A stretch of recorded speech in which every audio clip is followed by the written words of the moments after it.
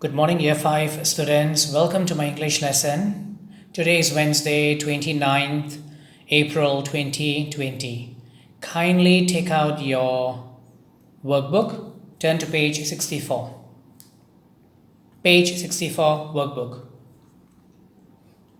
Write down the date 29-4-2020.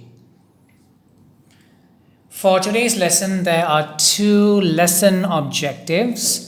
The first lesson objective is identify the techniques used in poetry. Identify the techniques used in poetry. For the first part of the lesson, we will be looking at this particular poem. Section 1, read this poem, then fill in the boxes with examples of the techniques used.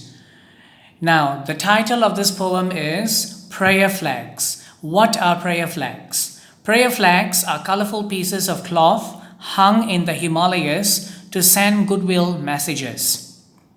Basically, prayer flags are colorful pieces of cloth hung in the Himalayas to send goodwill messages.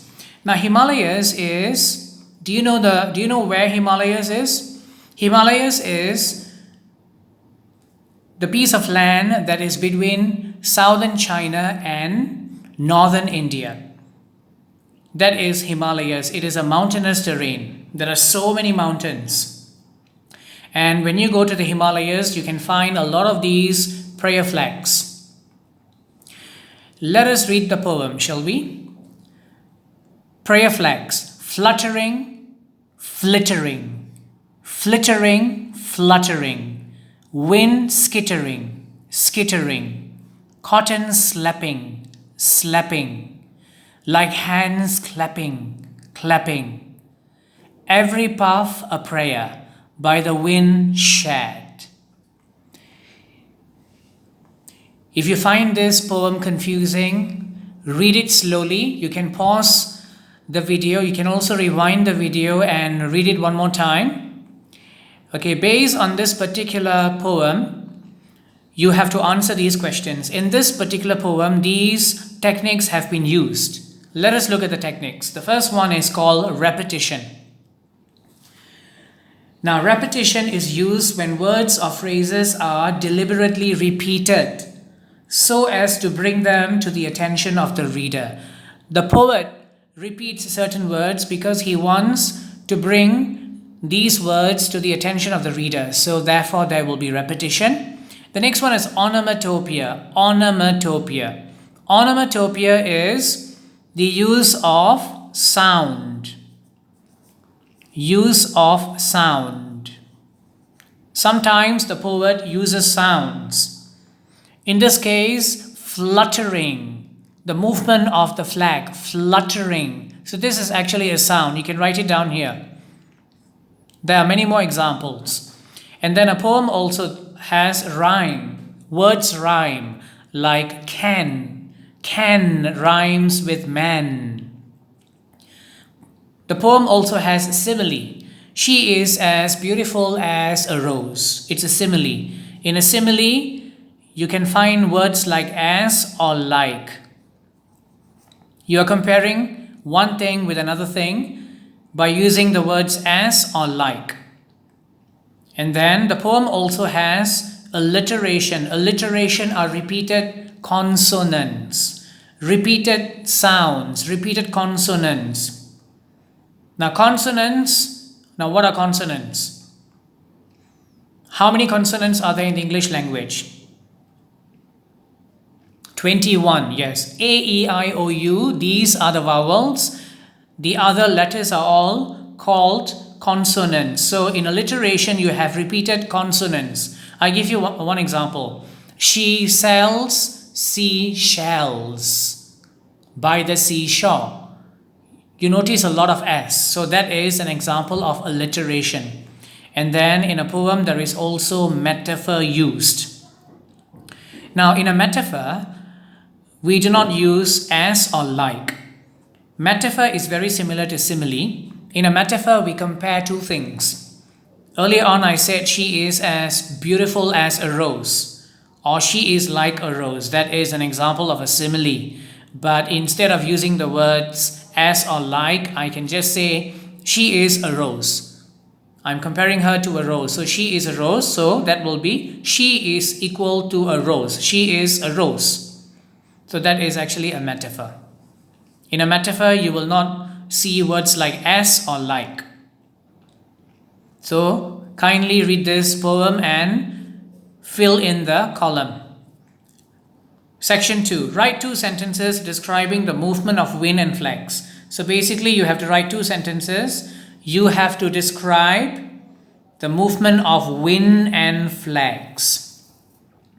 Use techniques that feature in the poem. Write which techniques you have used. Now, for example, the flags flapped and fluttered like sails in a storm. Now, can you spot alliteration? Flags flapped. Repeated F. F is a consonant. So this is an example of alliteration. And even here, fluttered. You have 3 Fs. And then like sails in a storm. Sails, storm. This is also repeated sound, repeated consonant. So this is an example of alliteration. What about simile? Like sails in a storm. This is a simile. So you have to write sentences describing the movement of wind and flag. You have to write it down here. So remember, you have to read this poem, fill in the table, and then after that you have to do question 2. Now we move on to the next lesson objective. Kindly turn to page 65. The next page.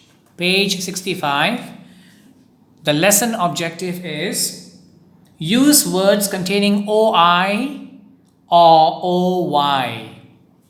OI or OY. Look at section 1.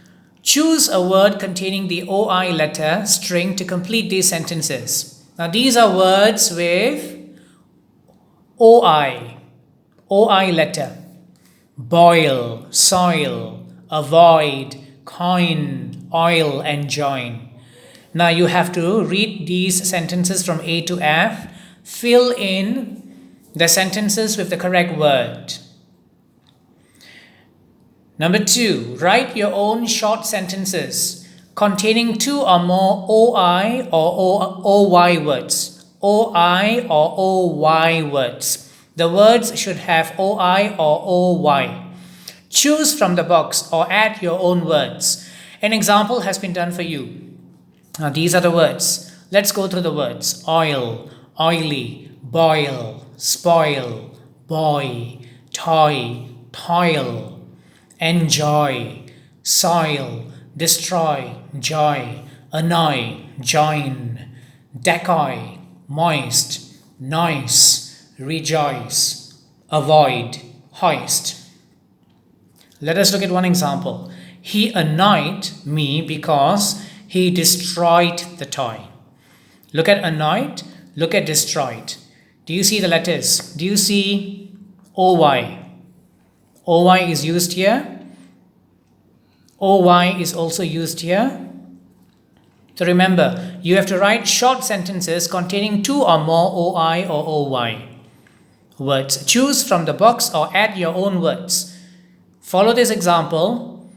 Use more of these words to construct the sentences from B all the way to F.